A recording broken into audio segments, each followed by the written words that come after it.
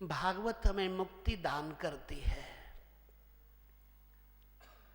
24 अवतारों की कथा 24 तत्वों की कथा है, मान लो। इस कथा को सुनने से जो पाप है वो प्रक्षालित हो जाता है, धोया जाता है। साबुन लगाने पर ज्यादा गंदा कपड़ा एक बार में नहीं साफ होता तो दोबारा भी लगाया जाता है। यहाँ तो जन्म जन्म से मैल लगी हुई है, एक दो बार की कथा से क्या फर्क पड़ने वाला। यहाँ तो रोज ही कथा सुनना चाहिए। और सच्ची बात यह है कि कथा के प्रेमी कभी कथा में दोष नहीं ढूंढते।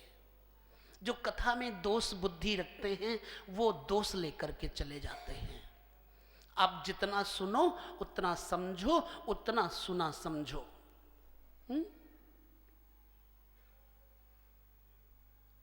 व्यास जी ने सारे पुराणों की रचना की, 17 पुराण लिख डाले, 4 वेद, 6 शास्त्र। 4 वेदों की समझ सबको नहीं है। ऋग्वेद, सामवेद, यजुर्वेद, अथर्ववेद। किसी में राजनीति भर गई तो किसी में रणनीति भर गई, किसी में धर्म नीति बन गई। 3 प्रकार के कर्म होते हैं, ज्ञान, कर्म और उपासना। उपासना और ज्ञान आदि सबसे उपलब्धि वाली वस्तु, सबसे उपलब्धि वाला शब्द है ज्ञान। ज्ञानम परिसमाप्यते। गीता जी में कहा कि जिसको ज्ञान हो जाए उसको फिर कोई भ्रम नहीं रहता। कर्म कांड, उपासना कांड और ज्ञान कांड, ये तीनों कांडों को भर दिया 4 वेद में। फिर 6 बना दिए, 4 को 1.5 गुना कर दिया, 6 बना दिए, 6 को 17 कर दिया। और उसके आचार्यों को यथाविधि नियुक्त कर दिया। व्यास जी बैठे आनंद से, शम्या प्रासिति प्रोक्त। बद्री नारायण में व्यास आश्रम है, व्यास गुफा है, जो गए हैं वो जानते हैं। वहाँ पर सरस्वती जी पश्चिम तट वाहिनी है, पश्चिम तट से निकलती हुई, बड़ा सुंदर वातावरण वहाँ का। ध्यान योग में जाकर व्यास जी ने विचार करने लग गए कि मैंने कोई ऐसा कर्म अच्छा नहीं किया, मेरा मन अशांत है, मैंने महाभारत की रचना कर डाली फिर भी शांति नहीं है। तभी नारद जी का आगमन होता है। नारद जी आए, इसका पता कैसे लगा? श्रीमन्नारायण भजमन नारायण, श्रीमन्नारायण भजमन नारायण। नारायण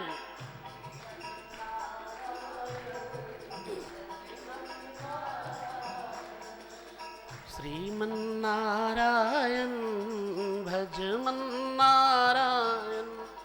और उनकी बीड़ा चल रही थी। नारायण नारायण नारायण नारायण। सारे अवतारों का कारण है नारायण। ओ श्रीमन्नारायण भजमन नारायण,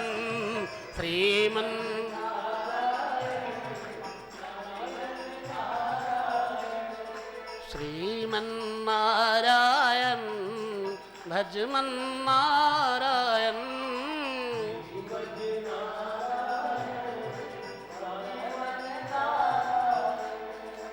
दो घड़ी के लिए विचार करो, बहुत लंबी पड़ जाती है, 48 मिनट। क्षण भर के लिए विचार करो नारायण जी का स्वरूप कैसा है। शांताकारम भुजग शयनम, आकार शांत है, सांप पर सोते हैं। अपने भक्तों को तो बेड दे दिए, बड़े अच्छे अच्छे गद्दे दे दिए, सोने के पलंग दे दिए, किसी को चांदी के पलंग दे दिए, लेकिन स्वयं किस पर सोते हैं? हमें नारायण जी से शिक्षा लेनी है।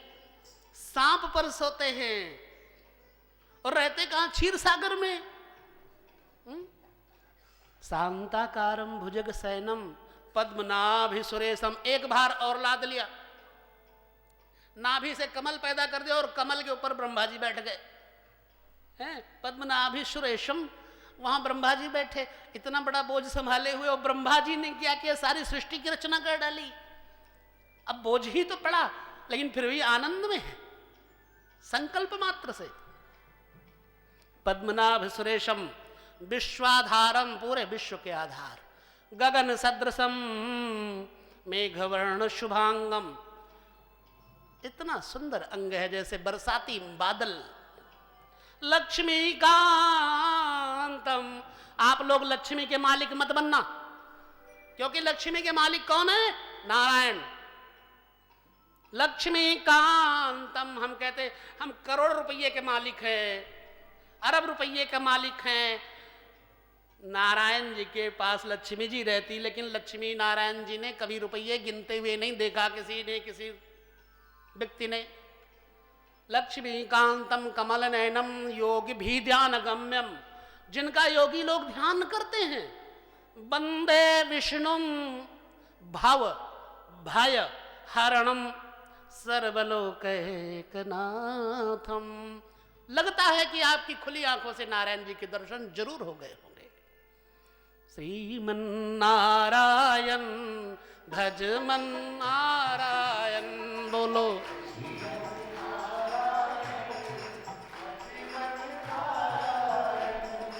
नारायण नारायण करते हुए नारद जी आ गए। व्यास जी ने नारद जी के चरण धोए और बैठाया, आसन दिया, पाद्य अर्ध आचमन आदि लेकर के प्रश्न कर दिया कि हे देवर्षि, मेरे मन की एक शंका दूर करो। मैंने बहुत सारे पुराण लिख डाले, मेरे मन को शांति क्यों नहीं है? तो क्या कहा? नारद जी ने विचार किया, कहा आपने धर्मनीति, राजनीति, ब्रह्मचारियों के नियम, गृहस्थों के नियम सब बताए, एक कृष्ण का नाम नहीं गाया आपने, प्रेम का शास्त्र नहीं लिखा आपने, इसलिए आपको शांति नहीं मिलती। संसार में जितने कर्म किए जाएं, भगवद अर्पण कर दिए जाएं तो शांति प्रदायक होते हैं। अब आप ऐसा करो कि आप भगवत शास्त्र लिखो। व्यास जी ने कहा ठीक है। नारद जी अपना पूर्व चरित्र बताते हैं कि मैं पिछले जन्म में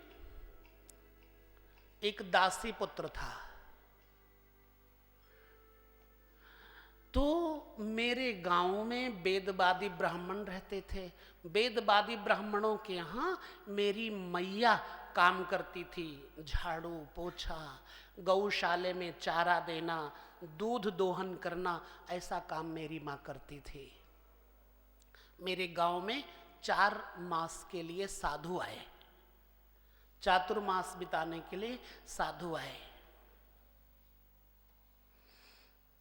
अभी चातुर्मास समाप्त होने वाला है, कार्तिक पूर्णिमा को चातुर्मास समाप्त हो जाएगा, उसी दिन कथा पर विराम भी है। चातुर्मास करने के लिए साधु आए, उनकी सेवा में मुझे लगा दिया उन ब्राह्मणों ने। मैं उनकी सेवा करता, शाम को साधु लोग बैठ के नाम कीर्तन करने लगते। नाम कीर्तन में मुझे मजा आने लग गया। कहीं कीर्तन होता हो तो बच्चों को जरूर बैठना चाहिए।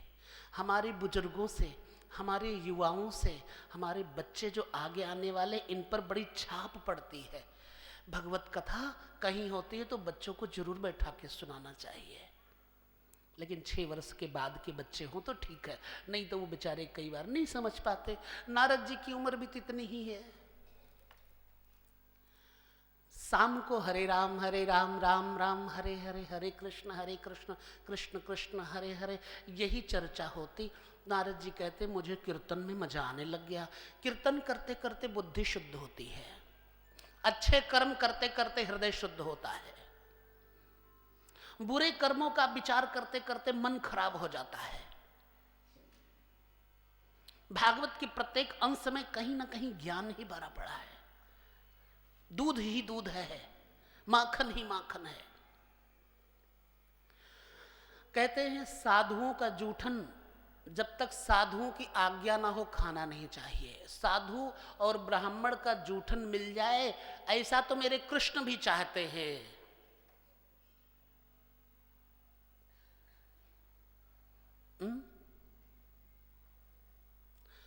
कृष्ण भी ब्राह्मणों का जूठन पसंद करते हैं। आप दसम स्कंद में ब्रह्मा जी के मोह पर यह कथा सुनेंगे। जूठन खा रहे थे ना कृष्ण, कढ़ी चाट रहे थे मुंह में लगी हुई, तभी ब्रह्मा जी को मोह हो गया था कि अगर ये ब्रह्म होते तो किसी के मुंह में लगी हुई कढ़ी चाटते। तो बस ब्रह्मा जी को मोह पैदा हो गया था। तो ब्राह्मणों का जूठन खाने को नारद जी का अवसर आ गया। नारद जी कहते मैंने जब उनका जूठन खाया तो मेरी बुद्धि और शुद्ध हो गई, मेरी भावनाएं पवित्र होने लग गई। अब कीर्तन में मजा आने लग गया। धीरे धीरे क्या हो गया कि वो जब कीर्तन करते तो कब मेरे पैर चलने लगते, थिरकने लगते, मुझे पता ही नहीं चलता। मेरे पैर चलने लगे, मैं हरे राम राम राम हरे हरे पर खूब नाचे, मेरी बुद्धि शुद्ध हो गई। उनके जाने का अवसर आ गया। 4 महीने पूरे हो गए। साधु अपने गांव, अपने आगे आश्रम में जाने के लिए तत्पर हुए तो मैं रोने लग गया। नारद जी बताते, मैं 5 वर्ष का बालक, मैंने जाकर कहा महाराज आप मुझे भी साथ लिए चलो। उन साधुओं ने कहा बेटा तेरी माँ तेरे भरोसे है, अगर तू चला जाएगा तो तेरी माँ कल्पेगी, दुखी होगी। तेरी माँ को अभी तेरी जरूरत है। जो अपने माँ बाप को छोड़ करके तपस्या साधना करने चले जाते हैं वो दोष के भागी होते हैं, और जो कर्म में लिखा है उससे पीछा नहीं छुड़ाना चाहिए। कर्म में लिखे हुए से पीछा छुड़ाने वाले को पुनर्जन्म लेना पड़ता है। साधुओं ने देख लिया था कि नारद जी को तो मुक्ति मिलने वाली है, इसलिए उन्होंने कहा नारद बेटा तू अपनी माँ की सेवा कर, जब इनका नमो नमा हो जाएगा तब तू अपना जो जी चाहे सो करना। साधुओं ने ऐसा कहा तो नारद जी कहते हैं मैंने कहा कुछ आधार दे दो। उन्होंने मुझे मंत्र दिया, गुरु दीक्षा दे दी। दिशा तो मिल चुकी थी। एक संदेशा जरूर सुने कि जब तक दिशा न मिले तब तक दीक्षा मत लो। दक्षता आ जाने पर के बाद गुरुदेव स्वयं दीक्षा दे देंगे। 4 महीने में नारद जी की जो परीक्षा हो चुकी थी उसके अनुरूप दीक्षा मिली है। दीक्षा ऐसे वैसे दे भी नहीं देना चाहिए सबको, और ना दीक्षा ऐसी वैसी जगह ले लेना चाहिए। सोच विचार के दीक्षा लेना चाहिए। गुरु करे जान के, पानी पिए छान के, फिल्टर लगा के। तो मंत्र दिया, ओम नमो भगवते तुभ्यं वासुदेवाय धीमहि प्रद्युम्नाय अनिरुद्धाय नमः संकर्षणाय च। इस मंत्र को दिया और कहा बेटा खूब जपना है इसको। पहले 1 साल तक हाथों से और वाणी से जपना चाहिए, धीरे धीरे फिर कंठ से, फिर धीरे धीरे 3 साल बाद हृदय से जप चलने लगता है। जप लगातार होना चाहिए। जिसने गुरु दीक्षा ली है उसको जप से एक भी क्षण विमुख नहीं होना चाहिए। नारद जी कहते हैं कि हम उस गुरु मंत्र को जपने लग गए। एक दिन क्या हुआ, मेरी माँ को ये सब अच्छा नहीं लगता था। वो चाहती थी कि मेरा बेटा बड़ा आदमी बने, IAS ऑफिसर बने। वो चाहती थी कि मेरा बेटा सबकी बराबरी करे, बड़ा आदमी बने। लेकिन मैं तो गुरु जी के दिए हुए गुरुमंत्र के जब से शुद्ध हो चुकी भावना के से ओतप्रोत हुआ, सिर्फ गोविंद को चाहने लग गया, उनके चरणों की चाहना होने लग गई मेरे हृदय में। एक दिन क्या हुआ, मेरी माँ प्रातः काल गई दोहन करने के लिए, गोदोहन के लिए गई, और वहां पर सर्प ने डस लिया। भगवान के भजन में जो बाधा डाले उसको सर्प डसता है। यही हाल परीक्षित का हुआ कि नहीं हुआ? भगवान के भजन में बाधा डालने लग गए। शमीक भजन में बैठे हुए थे, बाधा डाली तो सर्प ने डसा। वो बात अलग की है कि योग्य गुरुदेव मिल गए तो मुक्ति मिल गई। पापी को सांप डसता है, हां, क्योंकि जो सर्प दंश से मरा हुआ व्यक्ति होता है वो मुक्त नहीं होता, तब उसके लिए नारायण बलि वगैरह करवाई जाती है, क्योंकि वो मरता ही नहीं है, अचेतन में चला जाता, प्राण शक्ति रुंध जाती है और वो उसको मरा हुआ मान लिया जाता है, जला दिया जाता है। खैर मेरी मां मर गई। मैंने कहा जैसी गोविंद की इच्छा। मैंने जितना कुछ घर में बर्तन भांडे थे बेच बाच के उनका अंत्येष्टि कर्म कांड किया, त्रयोदशाह किया, सपिंडन आदि करके। गांव से तो मेरा कोई लेना देना था नहीं। मैं चल पड़ा उत्तर की ओर, कहीं अहीरों की बस्ती, व्यापारियों के बड़े बड़े बाजार, इन सब से होते होते होते होते उत्तराखंड में पहुंच गए। घनघोर जंगल, घनघोर जंगल में बहुत प्रकार के हिंसक पशु मिले। भगवान के भजन करने वाले को भय नहीं लगता। भय कब लगता है? जब आदमी के अंदर इच्छा होती है। जीने की इच्छा भय पैदा करती है और भय से फिर मृत्यु पैदा होती है। जिसमें जीने की इच्छा है, कुछ पाने की इच्छा है, उसको भय लगता है। जैसे साहब का गुलाम साहब की हां हुजूरी ना करे तो उसको डर लगता है कि साहब मुझे निकाल देंगे, बॉस हमें निकाल देंगे, तो उसकी हां हुजूरी करनी पड़ती है। ऐसे हम अपने मन के गुलाम बन जाते हैं। नारद जी को कोई भय नहीं, शरीर में जो चेतना है वो तो कृष्णमय है। कहते मुझे दोपहर हो गई, बहुत प्यास लगी, भूखा प्यासा। मैं वहीं पर एक सुंदर सरोवर था, सुंदर सुंदर कमल खिल रहे थे, पवित्र जल मैंने स्नान भी किया और कुछ जलपान भी किया। जलपान करके बैठ गया और जपने लग गया मंत्र। पीपल के नीचे बड़ी प्राण शक्ति होती है, पीपल के नीचे साधना सफल होती है। पीपल के वृक्ष को काटना नहीं चाहिए क्योंकि ब्रह्मवास होता है। नारद जी कहते हैं मेरी वृत्ति लग गई और लगे लगे मैंने तो विचार किया। मेरा जो मन था, मेरी इंद्रियां मन में समाहित हो गई, मन चला गया बुद्धि में, बुद्धि चली गई ये अंतःकरण, बहिकरण अंदर चला गया और अंतःकरण बुद्धि में विलय हो गया। बुद्धि गई प्रकृति में, प्रकृति गई महातत्व में, महातत्व परम पुरुष में। मेरा अहंकार ब्रह्म स्वरूप हो गया। तो मुझे दिव्य झांकी हुई, नीला नीला प्रकाश दिखाई पड़ा। आप आंखें मूंदो, ध्यानी लोगों को इसका अनुभव होता है। जब आंख मूंदते ना तो कुछ दिखता है।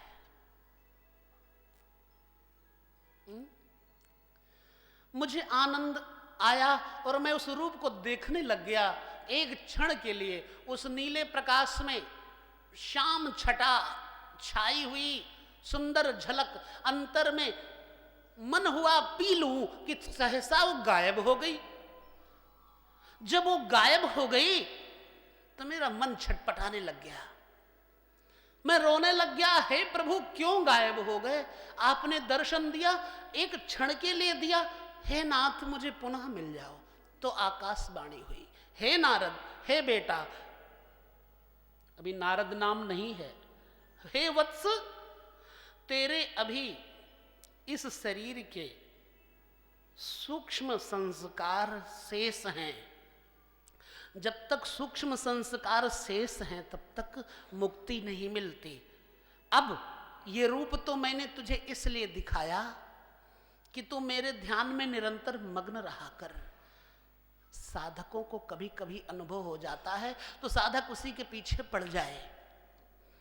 नारद जी कहते हैं मुझे संतोष हो गया। उस वाणी ने ये कहा कि अगले कल्प में, अब ये शरीर तेरा नष्ट हो जाएगा, कल्पांत में तू ब्रह्मा जी के मुख से प्रकट होगा, तब मेरा तू निज दास बन जाएगा और तुझे मेरे पास आने जाने में कोई दिक्कत नहीं आएगी। नारद जी बताते हैं कि समय बीता, 50 वर्ष बीते, 70 वर्ष बीते, आत्महत्या नहीं की। आत्महत्या करने वालों को शांति नहीं मिलती। काल चक्र ने मेरे शरीर की आयु नष्ट कर दी और मैं शांत हो गया। पुनः जब इस संसार का विलय होता है, सारे प्राणी नष्ट हो जाते हैं, तो जाकर ब्रह्मा जी के शरीर में प्रवेश कर जाते हैं। और तब महाप्रलय के बाद ब्रह्मा जी आराम से सोते हैं। जब ब्रह्मा जी जगे तो उन्होंने जब रचना की तो उनके मन से मरीच आदि उत्पन्न हुए, उन्हीं के साथ मैं भी उत्पन्न हो गया। और मैं तब से अब तक नारायण नारायण करता हूं। ये जो बीड़ा दी है मेरे प्रभु ने दी है, मेरे श्रीहरि विष्णु ने दी है, और अब मैं इसी बीड़ा पर उनका नाम गाता रहता हूं और निरंतर हरि शरणम हरे शरणम हरे शरणम हरे शरणम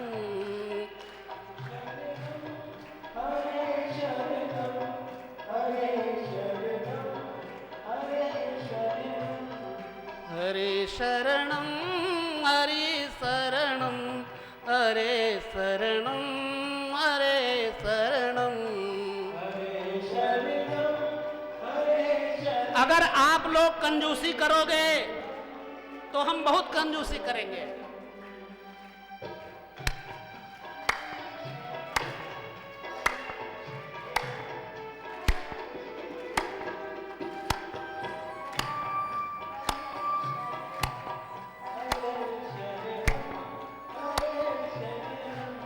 हरे शरणम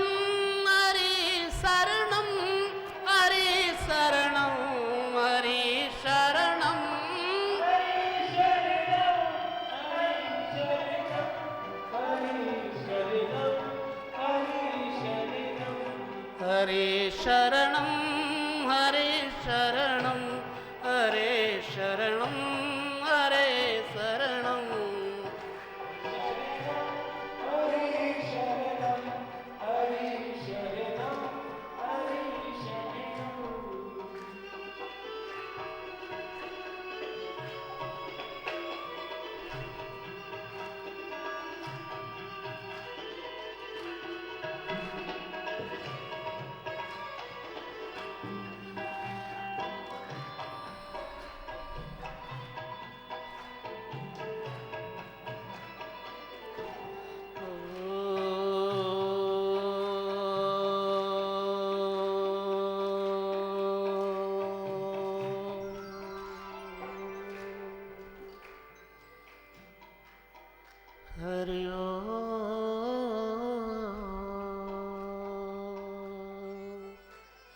हरि हरि हरि हरि हरि हरि हरि हरि हरि हरि हरि हरि हरि हरि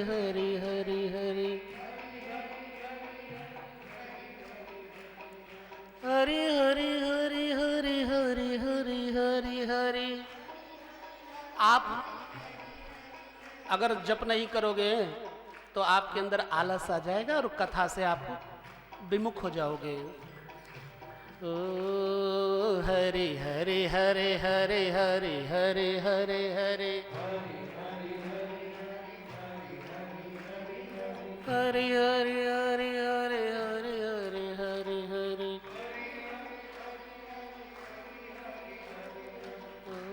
हरे शरणं हरे शरणं हरे शरणं हरे शरणं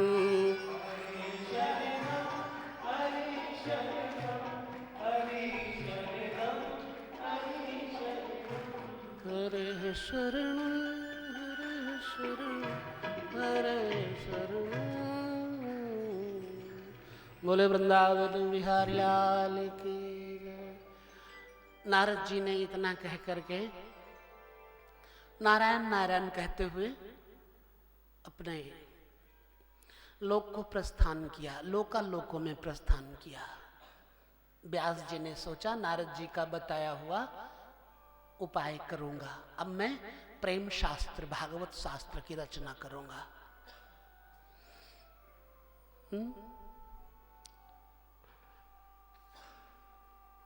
व्यास जी ने आचमन किया, आचमन करके ब्रह्म नद्या सरस्वत्याम आश्रमः पश्चिमे तटे शम्याप्रास इति प्रोक्त ऋषीणां सत्रवर्धनः तस्मिन् स्व आश्रमे व्यासो बदरी खंड मंडिते आसीनोप उपस्पृश्य प्रणिदध्यौ मनः स्वयं।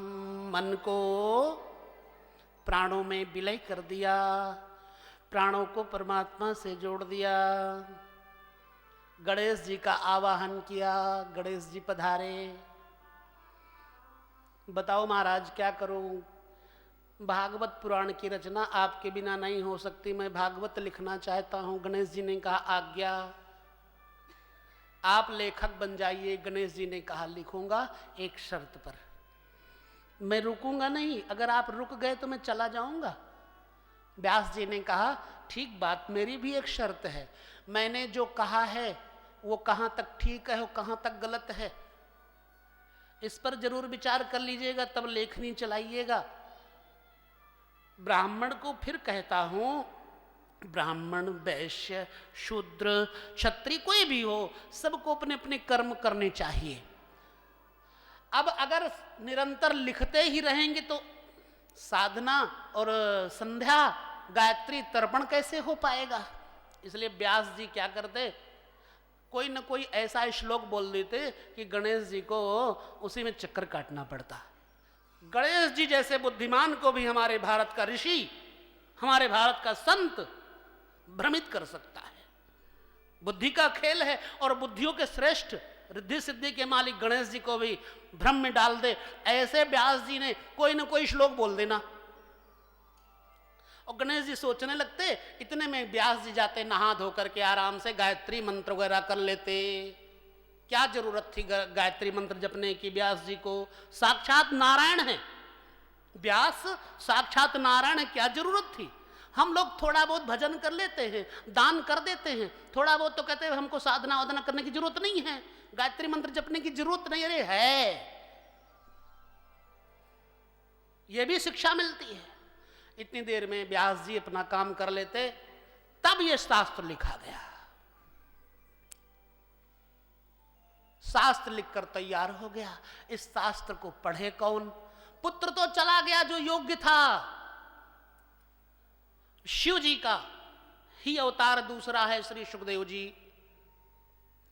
तो व्यास जी के आश्रम में बहुत सारे शिष्य रहते थे, छोटे छोटे बच्चे भी पढ़ते थे, उनको संस्कृत शिक्षा मिलती थी। वेदक के सूत्र, ऋचाओं के सूत्र, उन सूत्रों पे व्याख्या होती थी, जैमिनी जैसे, पैल जैसे। तो व्यास ने सोचा अपने शिष्यों को ये मंत्र पढ़ाऊं। शिष्यों को मंत्र दिया, श्लोक दिया। बरहा पीडम नटवर बपू